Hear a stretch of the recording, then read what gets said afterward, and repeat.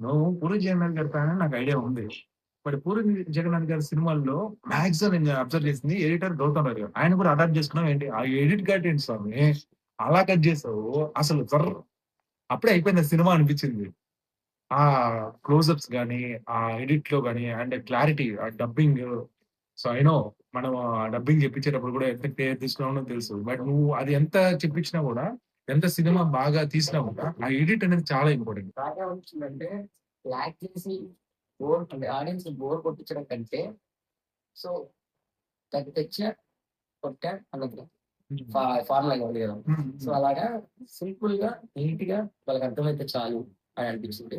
So, అందుకే ఎక్కడైనా టీమ్‌తో కూడా మళ్ళీ డిస్కస్ చేసుకున్నాం. So, co director Jayashaurya, Ram Teja, Ashwinath వీళ్ళందరూ మళ్ళీ మేము ముగ్గురం కూర్చొని నేను ఎడిట్ మొత్తం చేసేసాం.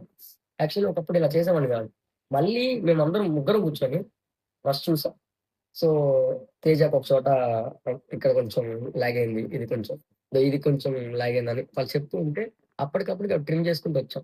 సో, ఆ ట్రిమ్ చేసుకోవడం వల్ల ఇంకా తగ్గింది. ఇంకా తగ్గింది. ఇంకా పెద్దవాళ్ళకి కూడా కొంతమందికి చూపించాం. హ్మ్.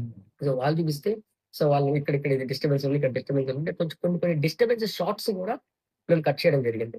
సో, వీలైనంత వరకు సినిమా అర్థం కావడం కోసమే ప్రాపర్‌గా ఇంప్రెస్ అయ్యేలాగా సో, బీజీఎమ్స్ అవి ఇవి పెట్టి దాన్ని అలా థియేటర్‌లో ప్రెజెంట్ చేయడం జరిగింది.